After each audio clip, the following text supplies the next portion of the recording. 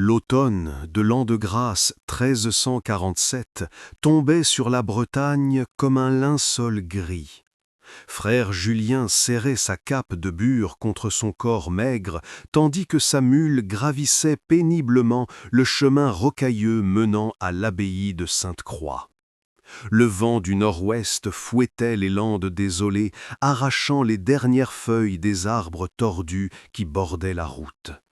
Au loin, les tours de pierre de l'abbaye se découpaient contre un ciel couleur de plomb, perchés sur leur promontoire comme un rapace guettant sa proie. Julien n'avait que 22 ans, mais il portait déjà les marques d'une vie consacrée à l'étude. Ses doigts étaient tachés d'encre permanente, et ses yeux fatigués témoignaient d'innombrables nuits passées à la lueur des chandelles. Il venait de l'abbaye de Cîteaux, où sa réputation de copiste exceptionnel lui avait valu cette mission spéciale: restaurer et cataloguer l'ancienne bibliothèque de Sainte-Croix, réputée pour abriter des manuscrits d'une valeur inestimable. La lettre de l'abbé Mathieu qu'il portait dans sa besace était brève mais pressante. Les mots résonnaient encore dans son esprit. La connaissance accumulée ici depuis des siècles risque de se perdre. Nous avons besoin d'un scribe de votre talent pour préserver ce qui peut encore l'être. Venez rapidement, le temps nous est compté. Ces derniers mots avaient quelque chose d'étrange, une urgence qui dépassait la simple préoccupation pour des livres anciens. Mais Julien, dans son enthousiasme juvénile, n'y avait vu qu'un abbé consciencieux préoccupé par son héritage spirituel. Alors qu'il approchait des hautes murailles de l'abbaye, un corbeau croissa depuis le sommet d'un menhir moussu. Julien frissonna. Ces vieilles pierres dressées parsemaient la région, vestiges d'un temps païen que l'Église avait tenté d'effacer. Mais ici, en Bretagne, le passé ancien refusait de mourir. Il persistait dans les brumes, dans les légendes murmurées au coin du feu, dans les regards inquiets des paysans lorsqu'ils passaient près des dolmens. La porte de l'abbaye s'ouvrit dans un grincement métallique avant même qu'il ne frappe. Un frère portier, si vieux que sa peau semblait parchemin, le fit entrer sans un mot. Le silence à l'intérieur des murs était oppressant, brisé seulement par le sifflement du vent dans les pierres et le cri lointain des mouettes.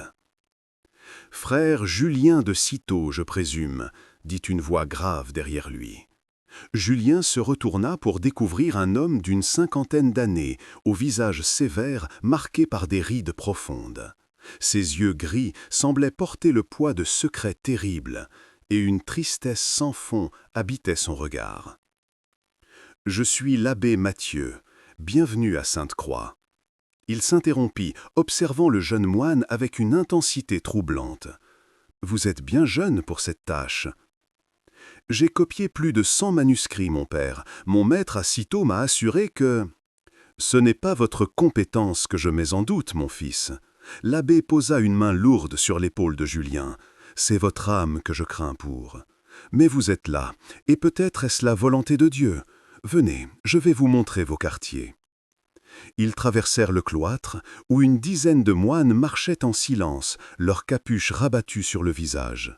Aucun ne leva les yeux vers le nouveau venu. L'abbaye comptait peut-être 40 âmes, mais une atmosphère de mort semblait planer sur chacune d'elles. Personne ne souriait, personne ne parlait. Ils évoluaient comme des ombres dans un monde entre le vivant et le trépas. La cellule de Julien était spartiate. Un lit de paille, une table, un tabouret, un crucifix de bois noir sur le mur. La fenêtre étroite donnait sur la mer, où les vagues se fracassaient contre les rochers dans une danse éternelle de fureur et d'écume. « Vous prendrez vos repas avec nous au réfectoire, » dit l'abbé. « Les laudes sont à l'aube, les vêpres au crépuscule. Entre-temps, vous travaillerez à la bibliothèque. Frère Anselme vous y guidera demain. » Il marqua une pause. « Une chose encore, frère Julien. La crypte sous la bibliothèque est interdite. N'y descendez jamais, pour aucune raison. » Bien sûr, mon père, je respecterai les règles de votre maison. L'abbé Mathieu hocha lentement la tête, mais son expression restait sombre. Les règles ici ne sont pas seulement faites pour maintenir l'ordre, elles existent pour nous protéger. Souvenez-vous-en. Sur ces paroles énigmatiques, il quitta la cellule, laissant Julien seul avec le grondement des vagues et un sentiment de malaise qu'il ne parvenait pas à définir. Cette nuit-là, Julien dormit mal. Ses rêves étaient peuplés de voix anciennes psalmodiant dans une langue qu'il ne connaissait pas, de couloirs de pierre s'enfonçant dans des ténèbres sans fond, de mains griffues tendues vers lui depuis l'obscurité. Il se réveilla plusieurs fois en sursaut, le cœur battant, pour découvrir que les murmures de son cauchemar continuaient, portés par le vent qui s'infiltrait dans les fissures des vieilles pierres. Au matin, les cloches sonnèrent les laudes, dans une brume épaisse qui transformait l'abbaye en navire fantôme flottant sur un océan de coton blanc. Julien rejoignit les autres moines dans la chapelle, où leur chant grégorien montait vers les voûtes gothiques comme des âmes cherchant le salut. C'est après la messe que frère Anselme vint le chercher. Le vieux bibliothécaire était un homme voûté, aux cheveux blancs clairsemés, dont les mains tremblaient légèrement. Mais ses yeux conservaient une vivacité surprenante, et quand il parlait des livres, sa voix prenait une passion juvénile. Oh, un jeune copiste de sitôt! Quelle bénédiction! Il saisit les mains de Julien, les examinant comme un orfèvre évalue une pierre précieuse. Oui, oui, des doigts de scribe, je le vois. Venez, venez, j'ai tant à vous montrer. La bibliothèque de Sainte-Croix occupait l'aile nord de l'abbaye. Une vaste salle au plafond voûté où la lumière pénétrait par des fenêtres étroites, créant des raies dorées dans la poussière en suspension. Des étagères de chêne sombre couraient le long des murs, chargées de manuscrits, de codex et de parchemins roulés. L'odeur du vieux cuir et du papier ancien emplissait l'air, mêlée à celle de l'encre et de la cire de chandelle. Notre collection remonte à la fondation de l'abbaye en l'an 1023, expliqua frère Anselme, promenant sa chandelle le long des rayonnages, des évangéliaires carolingiens, des traités de théologie, des chroniques des croisades, des copies d'œuvres des pères de l'Église. Sa voix vibrait de fierté. Et aussi des textes plus anciens. Anciens comment? Le vieil homme hésita, jetant un regard nerveux vers la porte. Il y a ici des manuscrits qui datent d'avant la christianisation de la Bretagne, des textes druidiques transcrits en latin par les premiers moines, des grimoires de l'ancien temps. Il baissa la voix jusqu'au murmure. L'abbé dit qu'ils sont là pour être étudiés et réfutés, pour que nous puissions mieux combattre les hérésies. Mais, parfois... Il s'interrompit brusquement. « Parfois quoi, frère Anselme ? Rien, rien, les radotages d'un vieil homme. Venez, je vais vous montrer les manuscrits qui nécessitent une restauration urgente. » Les jours suivants s'écoulèrent dans un rythme régulier de prières et de travail. Julien se plongeait dans les manuscrits avec une passion qui lui faisait oublier l'atmosphère oppressante de l'abbaye. Ses doigts retrouvaient leur danse familière, tenant la plume d'oie, mêlant l'encre, traçant avec précision les lettres onciales sur le vélin. Frère Anselme était un compagnon de travail agréable, malgré ses silences soudains et ses regards inquiets vers la porte de la crypte, située à l'extrémité de la bibliothèque, toujours fermée par un cadenas massif. « Qui a-t-il là-dessous » demanda Julien un après-midi, alors qu'il remarquait une fois de plus le regard du vieil homme s'attarder sur cette porte. Anselme tressaillit comme si on l'avait piqué. La crypte? Oh, des archives, des livres trop fragiles pour être manipulés, Sa voix se perdit, puis, dans un murmure, des choses qui devraient rester enterrées. L'abbé m'a dit de ne jamais y descendre. Sage conseil, très sage. Le bibliothécaire se pencha plus près, et Julien sentit son haleine acide. Il y a des connaissances qui ne sont pas faites pour les mortels, mon jeune ami. des secrets qui, une fois découverts, ne peuvent être oubliés. L'abbé le sait, c'est pour cela qu'il garde cette porte fermée. Mais si ce sont juste de vieux livres, un rire amer s'échappa des lèvres d'Anselme. Vous êtes jeune et innocent, frère Julien, puissiez-vous le rester. Les mots ont un pouvoir. Certains mots, certains textes sont comme des portes, et certaines portes ne devraient jamais être ouvertes. Cette nuit-là, Julien fut réveillé par un bruit. Un chant, ou plutôt une mélopée, montée des profondeurs de l'abbaye. Ce n'était pas le chant grégorien familier des offices, mais quelque chose de plus ancien, de plus sombre, avec des cadences qui semblaient hors du temps. Les mots, s'il y en avait, n'appartenaient à aucune langue qu'il connaissait. Il se leva, enfila sa robe de bure et sortit dans le couloir. La lune pleine baignait les pierres d'une lumière argentée et froide. Le chant semblait venir de partout et de nulle part à la fois, se répercutant dans les voûtes comme s'il émanait des murs eux-mêmes. Julien suivit le son, descendant les escaliers de pierre, traversant le cloître désert, ses pieds nus sur les dalles glacées. Le chant le guidait, l'attirait comme un fil invisible. Il se retrouva devant la bibliothèque. La porte était entr'ouverte. Une faible lueur vacillante filtrait de l'intérieur. « Frère Anselme » appela-t-il doucement. Pas de réponse, seulement le chant qui continuait, obsédant, hypnotique.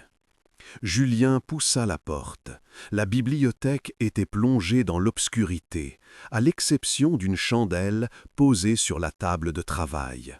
Et à côté de la chandelle, la porte de la crypte était ouverte, béante comme une bouche d'ombre. « Frère Anselme » répéta-t-il plus fort cette fois. Le chant s'arrêta brusquement. Le silence qui suivit était pire que la mélopée. C'était un silence vivant, attentif, comme si quelque chose, au fond de la crypte, écoutait. Puis il entendit un bruit de pas, lent, traînant, montant depuis les profondeurs. Une forme émergea de l'escalier de la crypte. C'était frère Anselme, mais quelque chose en lui avait changé. Son visage était d'une pâleur cadavérique, ses yeux vitreux ne semblaient voir rien de ce monde. Ses lèvres bougeaient sans cesse, murmurant des paroles inaudibles. « Mon Dieu, frère Anselme, que vous est-il arrivé ?» Le vieux moine se tourna vers lui, lentement, trop lentement, comme un pantin dont on tire les fils. Sa bouche s'ouvrit, mais ce n'était pas sa voix qui en sortit. C'était une voix multiple, un chœur de murmures qui parlait à l'unisson. Il a lu, il a vu, il sait, et maintenant il est nôtre. Julien recula, le cœur battant la chamade. « Qui êtes-vous? Qu'avez-vous fait à frère Anselme ?» « Nous sommes ce qui a toujours été, nous sommes ce qui sera toujours. Nous sommes l'éternité, et vous êtes tous nos prisonniers. » Anselme fit un pas vers lui, puis un autre. Ses mains se tendaient, griffues, tremblantes. Julien voulut fuir, mais ses jambes refusaient de lui obéir. Puis, au moment où les doigts du vieillard allaient le toucher, une voix retentit derrière lui. « Au nom du Christ, arrière !» L'abbé Mathieu se tenait dans l'embrasure de la porte, tenant un crucifix devant lui. Sa voix tonna. « Retourne dans les ténèbres d'où tu viens, démon, cette âme n'est pas tienne !» Anselme poussa un hurlement inhumain, un son qui fit vibrer les vitres et trembler les étagères. Puis il s'effondra comme une marionnette au fils coupé. L'abbé se précipita vers lui, mais Julien pouvait voir qu'il était trop tard. Le vieil homme ne respirait plus. Ses yeux grands ouverts fixaient le plafond sans le voir, et sur ses lèvres était figé un sourire terrible, comme s'il avait vu quelque chose de si horrible ou de si merveilleux que son cœur n'avait pu le supporter. Deuxième partie, les révélations. Les 3 jours qui suivirent la mort de frère Anselme furent parmi les plus sombres que Julien eût jamais vécus. Le vieux bibliothécaire fut enterré dans le cimetière de l'abbaye, une petite parcelle de terre battue par le vent où reposaient des générations de moines sous des croix de pierre penchées. Le père abbé célébra les funérailles avec une tristesse qui dépassait le simple deuil. C'était une douleur ancienne, une culpabilité profonde qui alourdissait chacune de ses paroles. Julien ne pouvait chasser de son esprit l'image du vieil homme possédé, ni les mots qu'il avait prononcés avec cette voix qui n'était pas la sienne. « Nous sommes l'éternité, et vous êtes tous nos prisonniers. » Que signifiaient ces paroles? Quelle force avait pris possession d'Anselme? Et surtout, qu'avait-il découvert dans cette crypte interdite?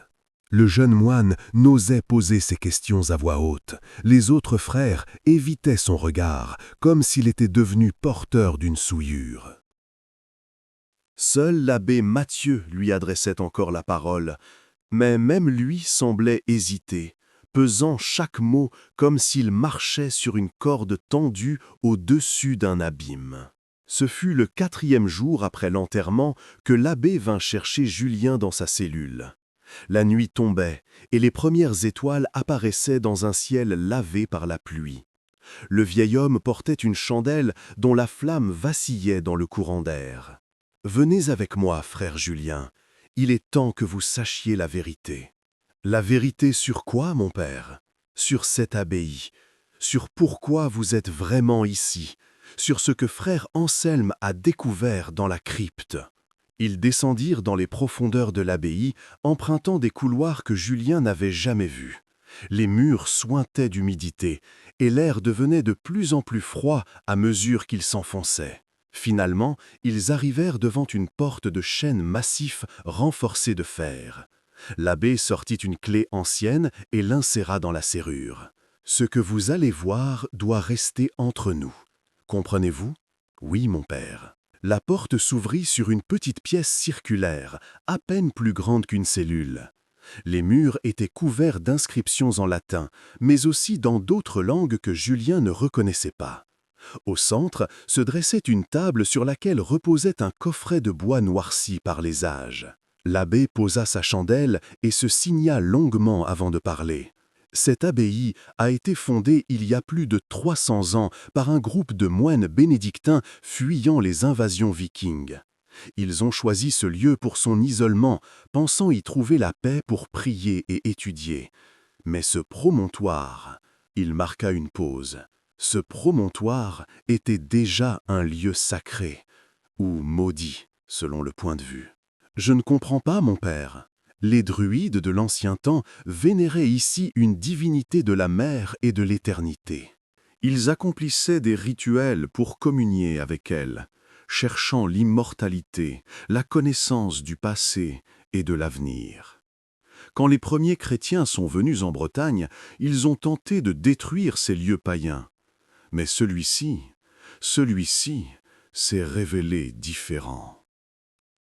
L'abbé ouvrit la coffret avec des gestes lents, révélant un manuscrit ancien dont les pages de vélin étaient jaunies et cassantes. L'écriture était un mélange de latin et de symboles inconnus.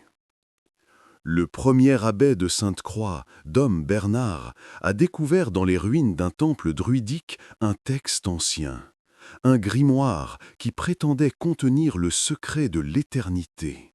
Sa voix tremblait. Au lieu de le détruire, comme il aurait dû le faire, il l'a étudié. Et il a découvert que l'entité vénérée par les druides était réelle.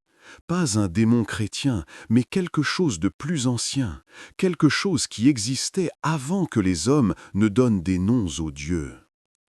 Julien sentit un frisson glacé remonter le long de sa colonne vertébrale. Qu'a-t-il fait ? Il a cherché à la contrôler, à utiliser son pouvoir pour le bien de l'Église.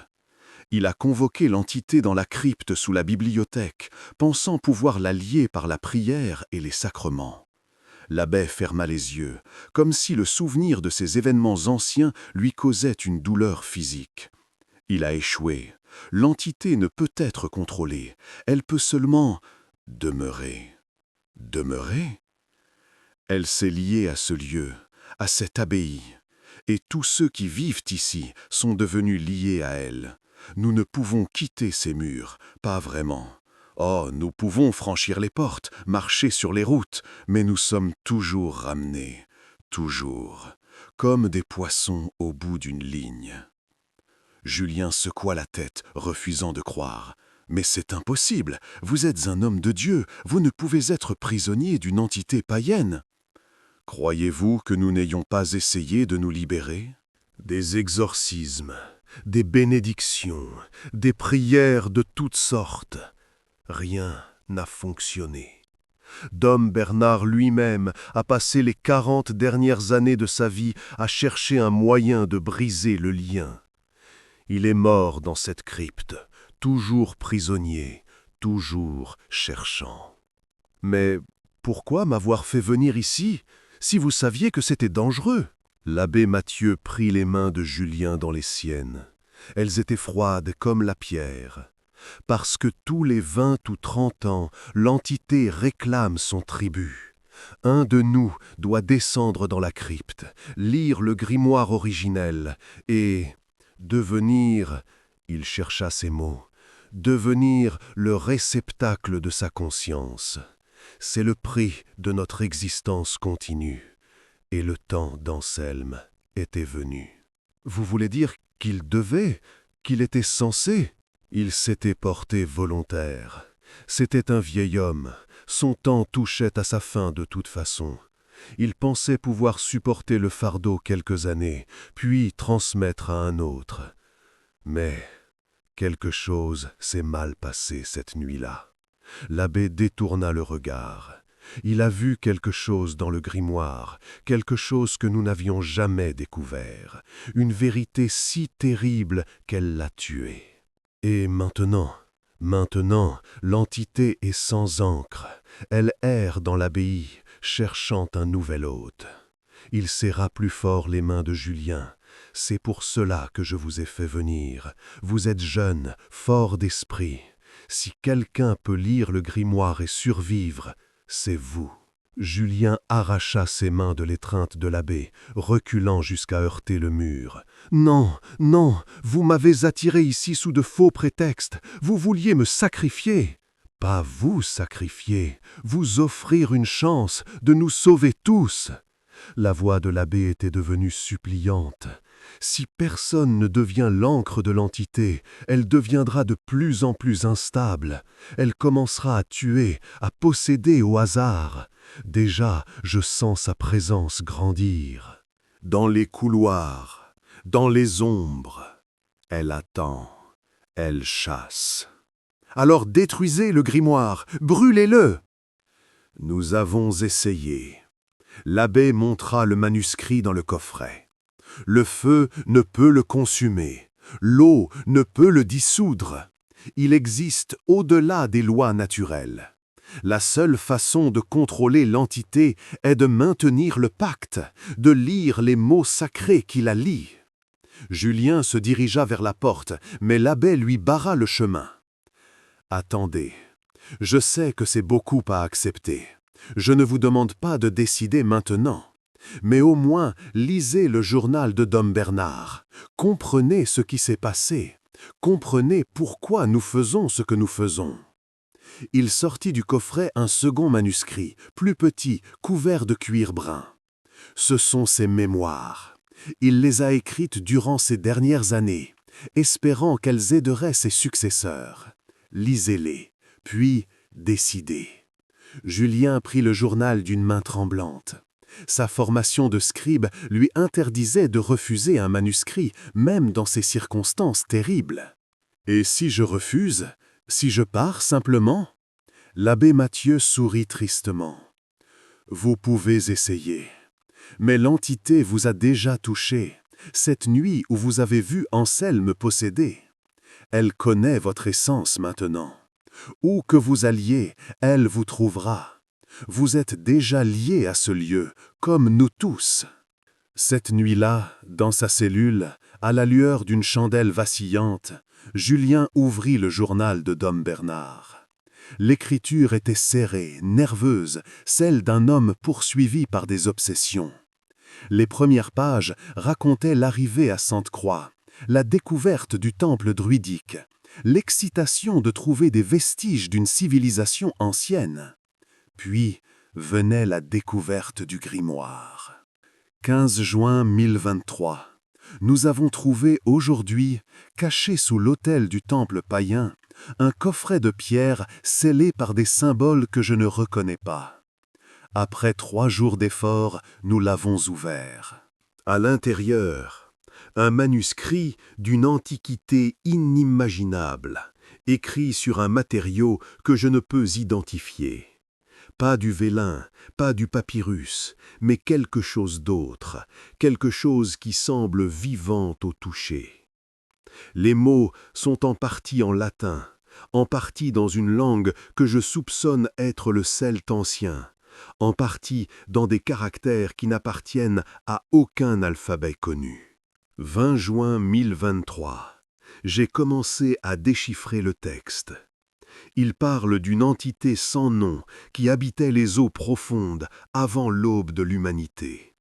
Les druides l'appelaient « celle qui attend », et ils croyaient qu'elle détenait les secrets de l'éternité et de la connaissance absolue.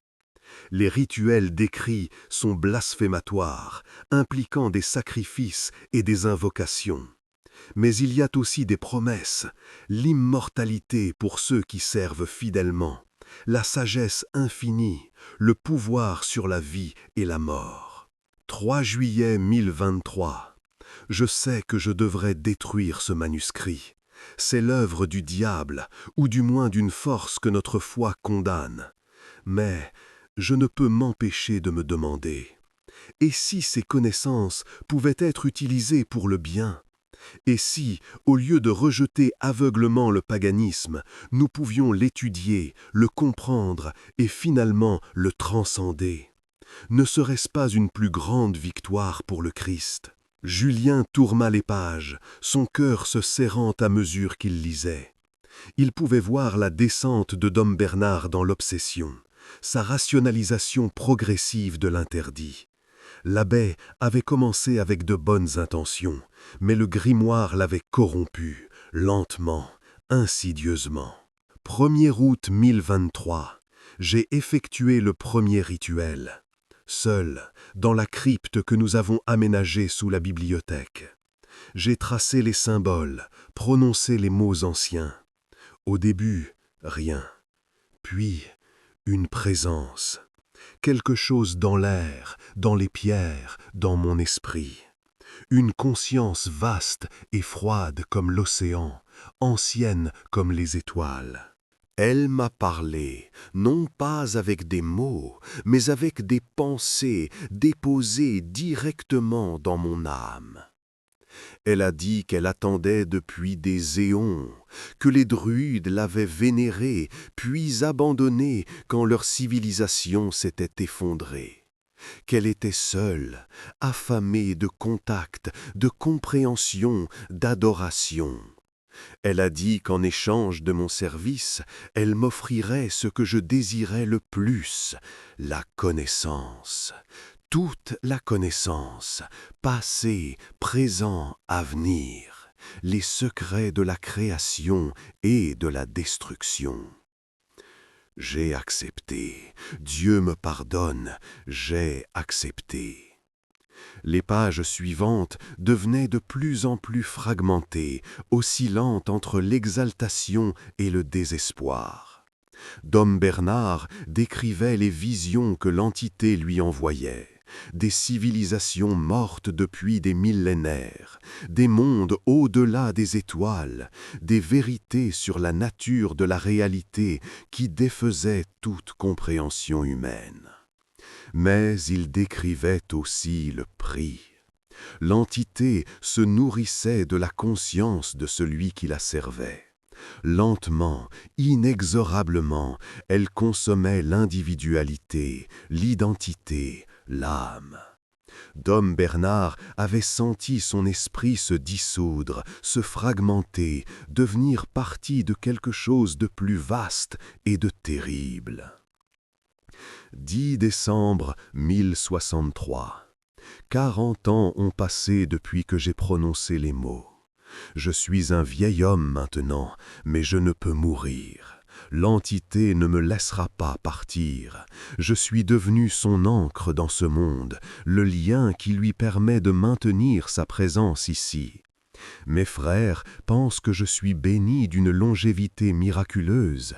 Ils ne savent pas que je suis en train de mourir lentement, jour après jour, dévoré de l'intérieur. J'ai essayé de m'échapper, j'ai couru jusqu'aux limites de l'abbaye, jusqu'au village, mais à chaque fois je me retrouve ramené, comme si mes pieds suivaient un chemin invisible. Le lien est indestructible. J'ai cherché un moyen de briser le pacte, j'ai consulté tous les grimoires de démonologie, tous les traités d'exorcisme, rien. Cette entité n'est pas un démon chrétien que l'on peut chasser par la prière. Elle est plus ancienne que notre foi, plus fondamentale que notre compréhension du bien et du mal. Il n'y a qu'une solution, et elle est terrible. Transférer le fardeau à un autre. Le grimoire contient un rituel pour cela. Un nouveau lecteur doit prononcer les mots, accepter le pacte, devenir la nouvelle ancre. Seulement alors je serai libéré. Libéré pour mourir enfin. Mais quel monstre serais-je d'imposer ce destin à un autre? Le journal s'arrêtait là, au milieu d'une phrase, l'encre éclaboussée, comme si la main de l'écrivain avait été arrachée violemment de la page. Sur la dernière feuille, dans une écriture différente, plus récente, l'abbé Mathieu avait ajouté une note. Dom Bernard est mort dans la crypte en 1068 à l'âge de 87 ans. Selon les témoignages, il souriait, enfin libéré. Le frère qui l'a remplacé comme ancre était frère Michel, qui a servi 32 ans. Puis frère Augustin, 28 ans. Puis, la liste continue. Je suis l'abbé Mathieu, 14e ancre. J'ai servi 26 ans. Le temps est venu de passer le fardeau. Julien referma le journal, les mains tremblantes. L'horreur de ce qu'il venait de lire le submergeait. Ces hommes saints, ces serviteurs de Dieu, réduits à des prisonniers d'une entité païenne, condamnés à servir de réceptacle à une conscience aliène jusqu'à ce que leur esprit ne puisse plus le supporter. Et maintenant, on lui demandait de devenir le 15e. Un bruit le fit sursauter, un grattement à sa porte, lent, délibéré, comme des ongles sur le bois.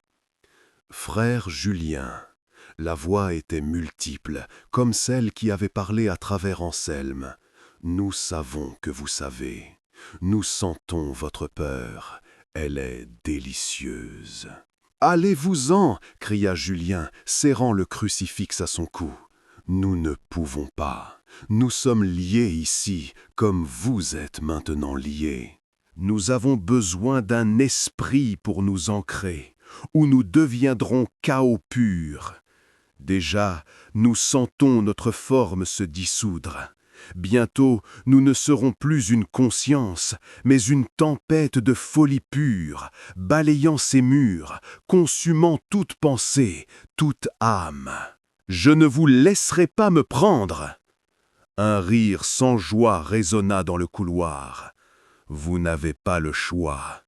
Soit vous acceptez le pacte et préservez votre identité tout en nous servant, soit nous vous prenons par force et il ne restera rien de vous, rien qu'un coquille vide que nous habiterons jusqu'à ce qu'elle pourrisse. L'abbé Mathieu, l'abbé est vieux et fatigué, son esprit s'effiloche, il ne peut plus nous contenir. C'est pour cela qu'il vous a appelé. Il savait que son temps touchait à sa fin. Julien entendit d'autres bruits, des portes qui s'ouvraient et se fermaient, des pas traînant dans les couloirs, des voix murmurant dans des langues mortes. Tous les frères de cette abbaye sont des fragments de nous, des éclats de conscience que nous avons prélevés au fil des siècles. Ils croient être des individus, mais ils ne sont que des extensions de notre volonté. Seule l'encre conserve sa personnalité, en échange de nous permettre de rester cohérents. Sans encre, nous fragmentons, et dans notre fragmentation, nous détruisons. La porte de la cellule commença à s'ouvrir, lentement, bien que Julien l'eût verrouillée. Une lumière blafarde s'infiltrait par l'interstice, une lumière qui ne venait d'aucune chandelle, qui semblait émaner de l'air lui-même. Julien saisit le journal de Dom Bernard et se précipita vers la fenêtre. Elle donnait sur un à-pic rocheux, une chute de 30 mètres vers les rochers et la mer déchaînée. Mieux valait mourir ainsi que de devenir le réceptacle de cette chose.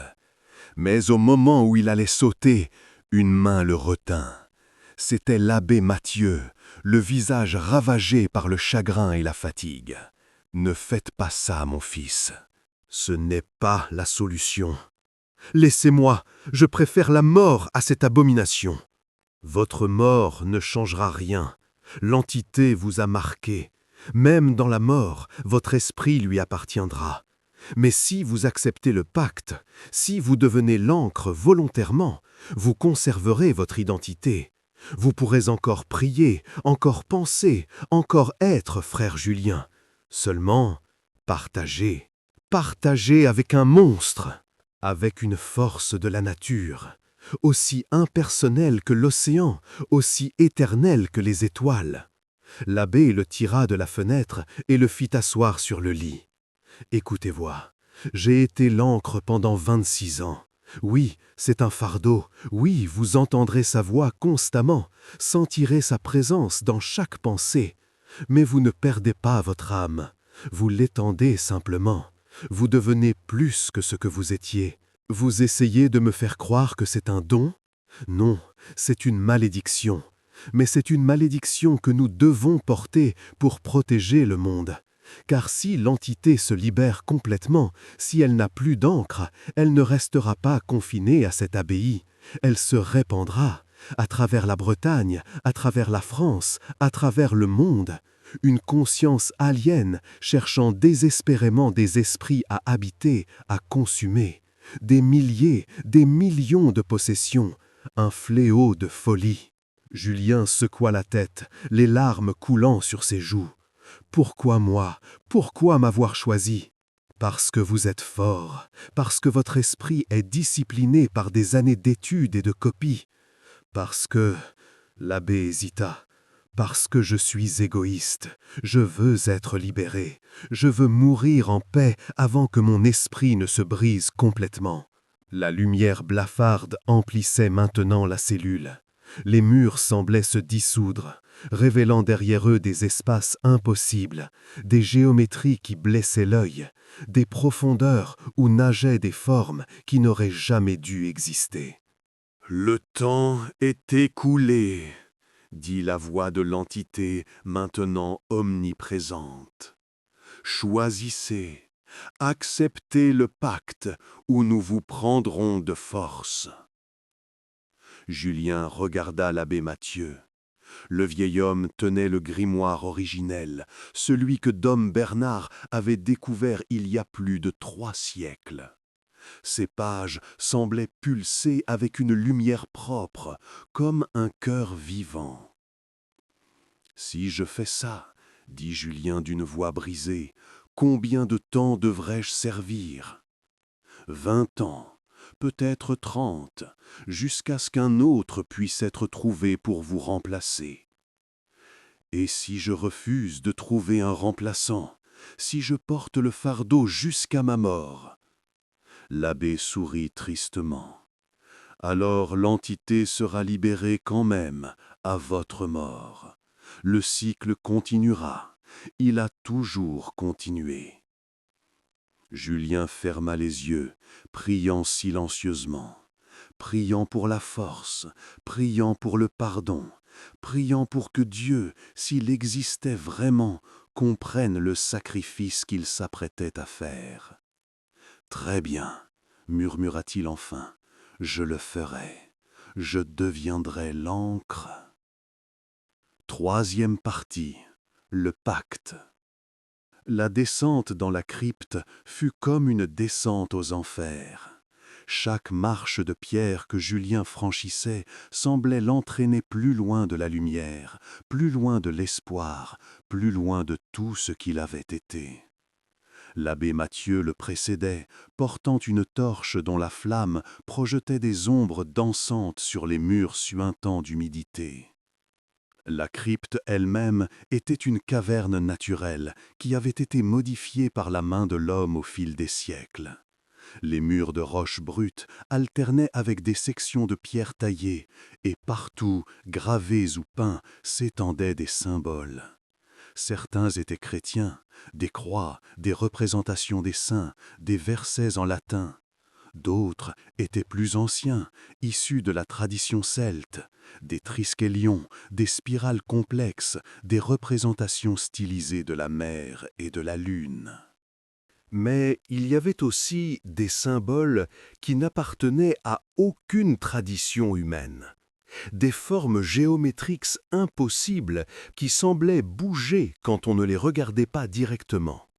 Des caractères qui faisaient mal aux yeux, comme s'ils refusaient d'être compris par un esprit mortel.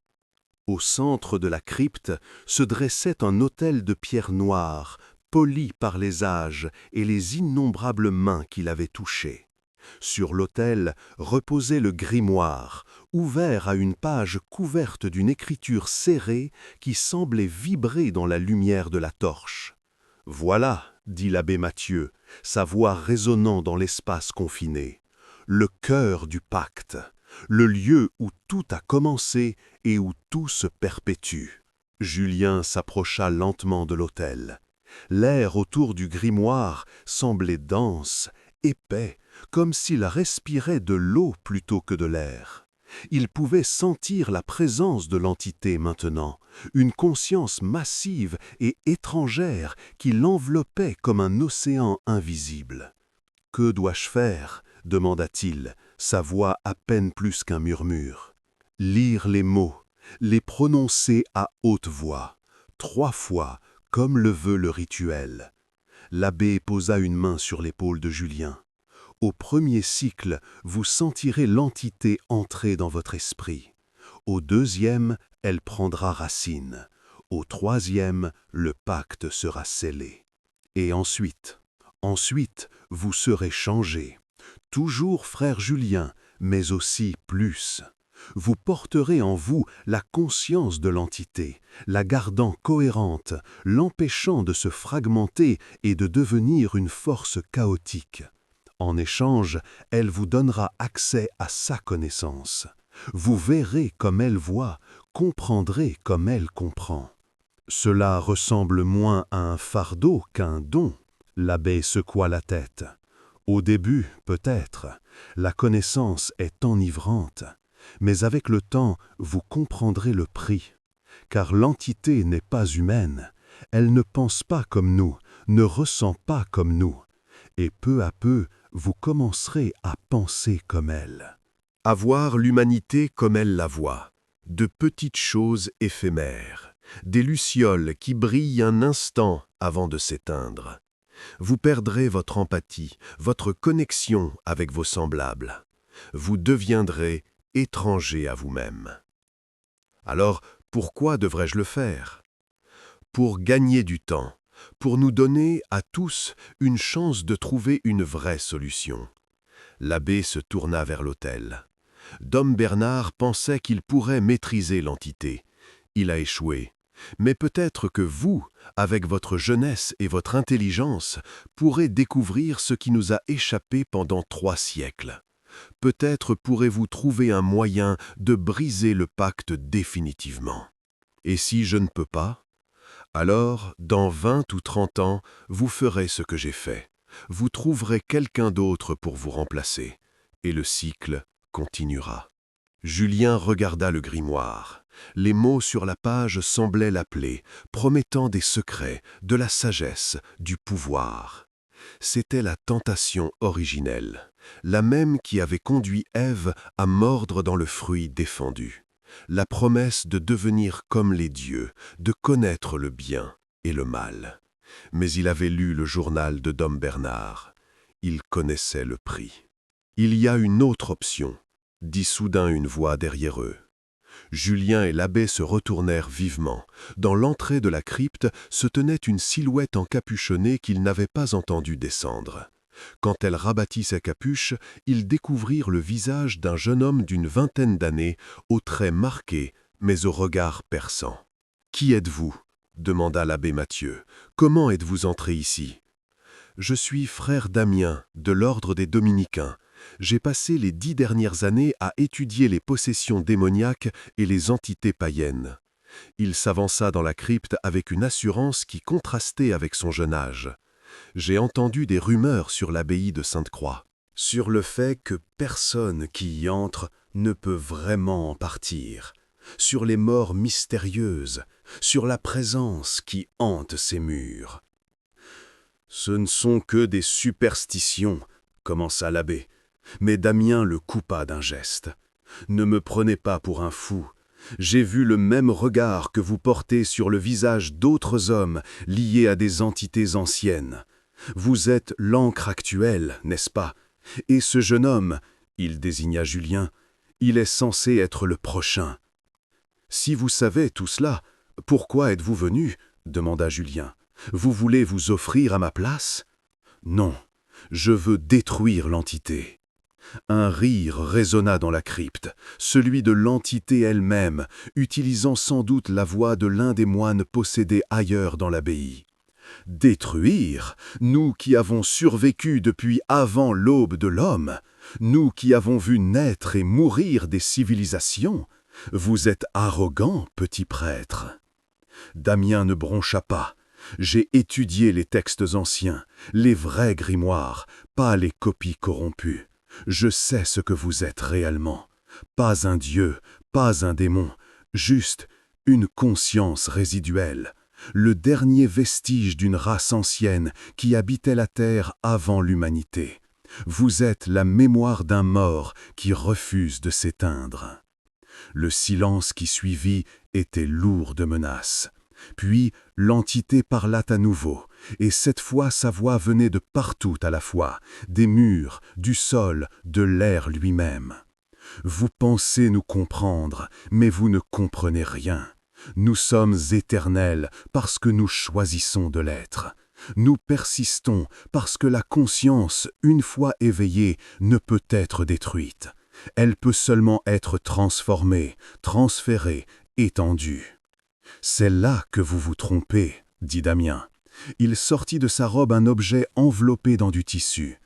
En le dépliant, ils virent qu'il s'agissait d'un miroir ancien, son cadre gravé de symboles de bannissement. Ce miroir a été forgé par les premiers exorcistes de l'Église, quand ils affrontaient les anciens dieux païens. Il ne détruit pas, il réfléchit. Il renvoie une conscience à elle-même, créant une boucle fermée d'où elle ne peut s'échapper. « Vous voulez l'emprisonner dans le miroir ?» demanda Julien, incrédule. « Exactement. L'entité a besoin d'un esprit humain pour servir d'encre dans notre réalité. Mais si je peux la piéger dans le miroir pendant le moment de transition, quand elle quitte l'abbé Mathieu et avant qu'elle ne vous possède, elle sera piégée dans son propre reflet, enfermée pour l'éternité avec elle-même. » L'abbé Mathieu secoua la tête. « C'est impossible. Le rituel de transition prend des heures. L'entité aura tout le temps de vous arrêter. Pas si vous l'accomplissez rapidement. Pas si frère Julien commence à lire les mots du grimoire pendant que je positionne le miroir. L'entité sera attirée vers lui, sortant de vous, et au moment précis où elle traversera l'espace entre vous deux, je capturerai son essence. Et si vous échouez? Alors nous mourrons tous, probablement. Mais au moins, nous aurons essayé de briser le cycle. » Julien regarda l'abbé Mathieu. Le vieil homme semblait déchiré entre l'espoir et la peur. « Cela pourrait fonctionner, » murmura-t-il. « Ou cela pourrait libérer l'entité complètement. »« Je suis fatigué de ce fardeau, » dit l'abbé, et pour la première fois, Julien entendit dans sa voix le poids de 26 années de servitude. « Je suis prêt à prendre le risque. »« Moi aussi, » dit Julien. « Alors, nous le faisons maintenant, » dit Damien, « avant que l'entité ne réalise notre plan et ne tente de nous arrêter. » Ils se positionnèrent autour de l'autel, l'abbé Mathieu à l'ouest, Julien à l'est, Damien au sud avec son miroir. Le grimoire reposait au centre, ouvert aux pages du rituel de transition. « Quand je commence à lire, dit Julien, l'entité quittera l'abbé ? » « Elle tentera de, » répondit Mathieu. « Je combattrai pour la retenir aussi longtemps que possible. Cela vous donnera quelques secondes supplémentaires. »« Ce sera suffisant, » dit Damien, levant le miroir face à l'espace entre les deux moines. Julien prit une profonde respiration. Ses mains tremblaient alors qu'il se penchait vers le grimoire. Les mots sur la page étaient dans une langue qu'il n'avait jamais vue, et pourtant, d'une façon ou d'une autre, il savait comment les prononcer. C'était comme si la connaissance était gravée directement dans son âme. Il commença à lire. Les mots coulaient de sa bouche comme de l'eau froide, chaque syllabe résonnant dans la crypte avec une puissance qui dépassait la simple parole. Il pouvait sentir l'entité réagir, sa conscience massive se tournant vers lui comme un œil immense s'ouvrant dans les ténèbres. L'abbé Mathieu poussa un cri. Son corps se raidit, ses mains griffant l'air comme s'il luttait contre des chaînes invisibles. « Elle vient, je ne peux pas la retenir. »« Continuez !» cria Damien. Julien continuait à lire, les mots devenant plus urgents, plus puissants. Une lumière commença à émaner de l'abbé, une lumière blafarde et maladive qui pulsait avec le rythme des mots. C'était la manifestation de l'entité, sa conscience devenant visible alors qu'elle se détachait de son hôte. La lumière s'étira, formant un pont entre l'abbé et Julien, commençant à traverser l'espace entre eux. C'est à ce moment que Damien agit. Il plaça le miroir directement dans le chemin de la lumière. Le reflet captura l'essence de l'entité, la renvoyant sur elle-même. Pendant un instant, rien ne se passa. Puis le miroir commença à briller, de plus en plus fort, jusqu'à devenir presque aveuglant. Un hurlement emplit la crypte. Pas un son physique, mais un cri mental qui transperça l'esprit de chacun d'eux comme une lame chauffée au rouge. C'était la rage de l'entité, sa peur, sa réalisation qu'elle avait été piégée. « Ça fonctionne !» cria Damien. « Continuez à lire, maintenez le rituel !» Mais quelque chose n'allait pas. Julien pouvait le sentir. L'entité n'entrait pas dans le miroir. Elle était se dupliquante. Une partie d'elle était piégée dans le reflet, oui, mais une autre partie traversait encore le pont de lumière, se dirigeant vers lui. « Non !» cria l'abbé Mathieu. « Elle est trop puissante. Le miroir ne peut contenir qu'une fraction de sa conscience. »« Alors je prendrai le reste, » dit Julien. « Non, si vous faites ça, si vous devenez l'encre maintenant, une partie de l'entité restera libre et une partie sera emprisonnée. Le déséquilibre pourrait... » Mais il était trop tard. La lumière toucha Julien. Ce qui suivit défie toute description. Julien sentit son esprit exploser, s'étendre bien au-delà des limites de son crâne. Il était soudain conscient de millions de pensées, de milliers d'années de mémoire, de vastes océans de connaissances accumulées depuis l'aube du temps. Il vit la Terre quand elle était jeune, couverte d'océans chauds où les premières formes de vie émergeaient. Il vit des civilisations qui avaient existé avant l'homme, des êtres qui pensaient en dimensions que l'esprit humain ne pouvait concevoir. Il vit la montée et la chute d'empires dont aucun livre ne portait mention. Et il vit l'entité pour ce qu'elle était vraiment. La dernière pensée d'une race mourante, préservée à travers les éons par la force de sa volonté seule. Pas un dieu, pas un démon, juste une conscience refusant d'accepter l'inévitabilité de sa propre fin.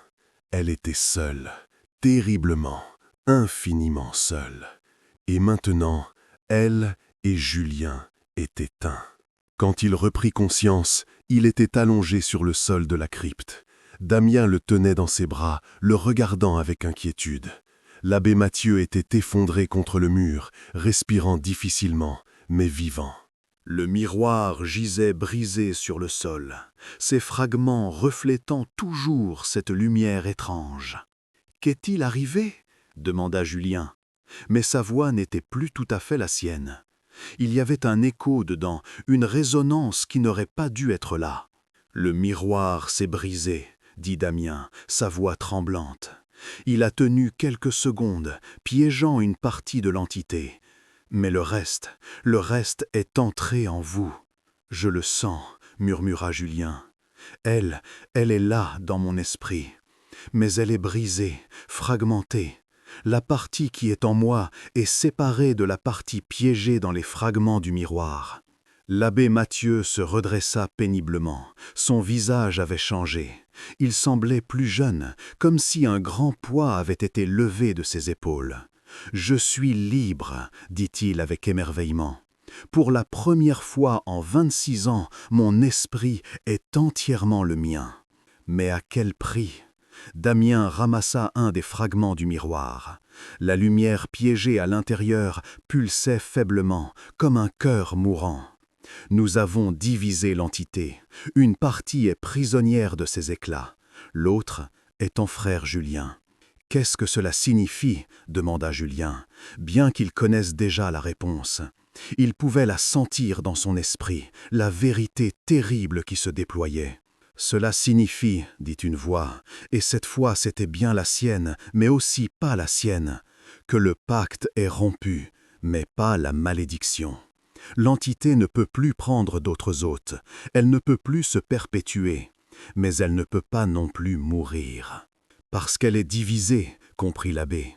Exactement, la moitié en moi est consciente, mais incomplète.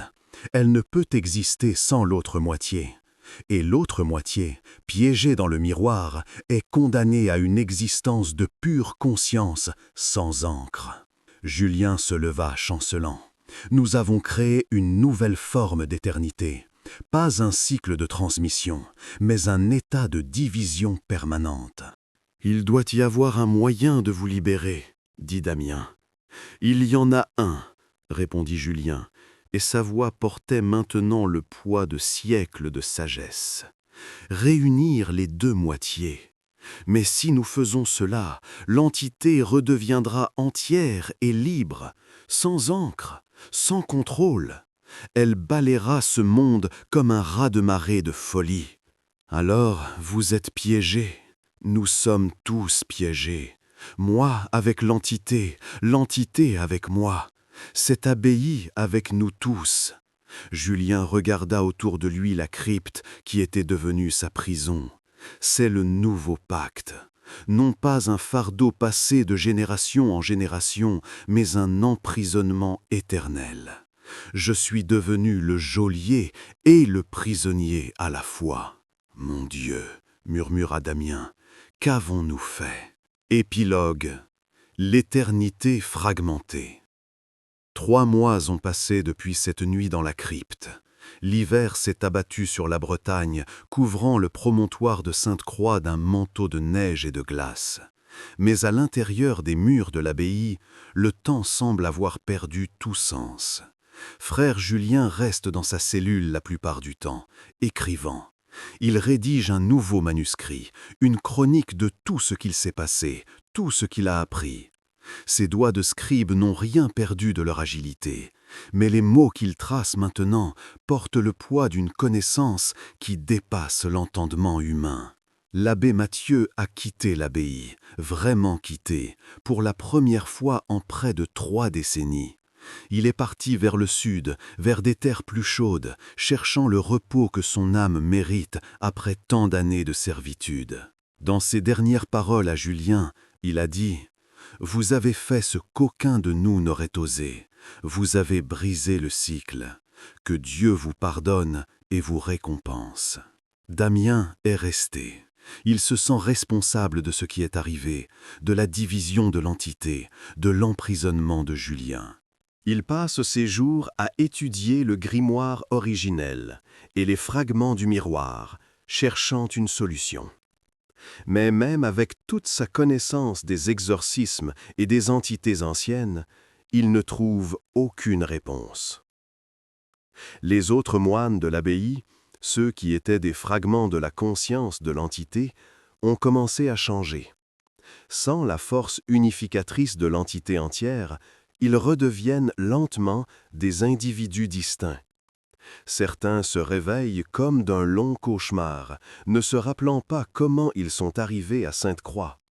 D'autres portent les cicatrices de leur possession, des esprits brisés qui ne se répareront jamais complètement. Quant à Julien, il vit dans un état d'existence double. Une partie de lui reste le jeune copiste de Cîteaux, pieux et studieux. Mais l'autre partie voit avec les yeux de l'éternité. Elle connaît des secrets que l'humanité n'est pas censée connaître. Elle se souvient de choses qui se sont passées avant que le temps lui-même n'existe. Parfois, tard dans la nuit, il descend dans la crypte. Là, il s'assoit devant les fragments du miroir brisé et communique avec l'autre moitié de l'entité. Il parle, esprit à esprit, deux prisonniers d'une même malédiction, cherchant un sens à leur existence fragmentée. L'entité n'est plus la force terrible qu'elle était. Divisée, elle est diminuée, affaiblie. Elle ne peut plus dominer, ne peut plus posséder. Elle peut seulement être.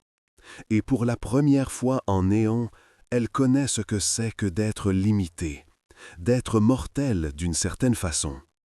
Et Julien découvre qu'il éprouve de la compassion pour elle. Car au fond, ils ne sont pas si différents. Tous deux sont piégés dans une existence qu'ils n'ont pas choisie. Tous deux cherchent un sens, une raison, un espoir de libération. Un soir de février, alors que la neige tombe en épais flocons sur la mer déchaînée, Julien écrit les dernières lignes de son manuscrit. Je ne sais pas combien de temps durera cet emprisonnement. Des années, des siècles, l'éternité elle-même. Peut-être qu'un jour, quelqu'un trouvera un moyen de nous libérer, l'entité et moi, de nous permettre de mourir enfin, vraiment mourir, et de trouver le repos. Ou peut-être que c'est cela, l'éternité. Pas une existence sans fin dans la gloire ou la damnation, mais simplement continuer. Porter le fardeau, jour après jour, année après année, siècle après siècle. Conscient, présent, mais jamais vraiment vivant, jamais vraiment mort. C'est une pensée terrifiante, mais aussi étrangement réconfortante, car si l'éternité est un fardeau que l'on peut partager, alors peut-être n'est-elle pas si insupportable. L'entité et moi, nous sommes les geôliers l'un de l'autre, mais aussi les seuls compagnons l'un de l'autre dans cette prison infinie. Et peut-être que c'est suffisant, peut-être que la vraie malédiction n'est pas de vivre pour toujours, mais de vivre pour toujours seul. Nous ne sommes plus seuls. Pour le meilleur ou pour le pire, nous ne sommes plus seuls. Et c'est ainsi que se termine l'histoire de l'abbaye de Sainte-Croix, du jeune copiste Julien et de l'entité sans nom qui hante ces pierres depuis avant l'aube de l'homme. Ce n'est pas une fin heureuse, ce n'est pas vraiment une fin du tout. C'est simplement une continuation. Une éternité fragmentée, mais une éternité partagée. Et peut-être, après tout, c'est la seule forme d'éternité que nous, créatures mortelles, pouvons vraiment comprendre. Damien ferma le manuscrit que Julien venait de terminer. Des larmes coulaient sur ses joues. C'est magnifique et terrible à la fois. C'est la vérité, dit Julien. Sa voix portait cet écho étrange maintenant, comme si deux personnes parlaient en harmonie. Et la vérité n'est jamais simplement belle ou simplement horrible. Elle est simplement ce qui est. Il doit y avoir un moyen de vous libérer. Peut-être, peut-être pas. Mais pour l'instant, je suis en paix avec mon destin. Julien regarda par la fenêtre de sa cellule vers la mer et le ciel gris.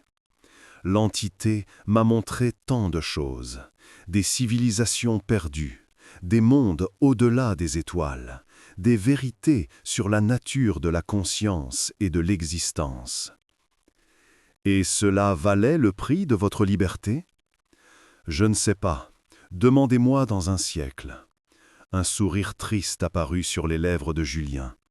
Le seul problème avec l'éternité, c'est qu'elle laisse beaucoup de temps pour les regrets. Cette nuit-là, comme toutes les nuits depuis le rituel, Julien rêva. Mais ce n'étaient plus ses rêves, c'étaient les souvenirs de l'entité, des fragments de son existence infinie. Il voyait des océans qui n'existaient plus, des étoiles qui s'étaient éteintes il y a des milliards d'années, des êtres qui avaient pensé des pensées qu'aucun humain ne pourrait concevoir. Et dans ses rêves, il n'était pas seul. L'entité était là, avec lui, non plus comme une force dominatrice, mais comme une compagne. Deux prisonniers d'une même malédiction, trouvant du réconfort dans leur connexion forcée. Au matin, quand les cloches sonnèrent les laudes, Julien se leva et rejoignit les autres moines dans la chapelle. Il chanta avec eux, pria avec eux, partagea le pain et le vin. À l'œil nu, il n'était qu'un jeune moine comme les autres. Mais ceux qui le regardaient de près pouvaient voir la différence. Il y avait quelque chose dans ses yeux, une profondeur qui n'aurait pas dû être là, comme s'il regardait non seulement le moment présent, mais aussi tous les moments passés et futurs à la fois. C'était le regard de l'éternité, et il le porterait jusqu'à la fin des temps, ou jusqu'à ce qu'on trouve un moyen de le libérer. Mais dans son cœur, Julien savait la vérité. Il n'y aurait pas de libération, pas pour lui, pas pour l'entité. Ils étaient liés maintenant, pour toujours, dans une danse éternelle de conscience partagée. Le manuscrit de l'éternité était écrit. Et l'histoire ne finirait jamais vraiment. Elle continuerait simplement, encore et encore, pour toujours. Fin. Ou peut-être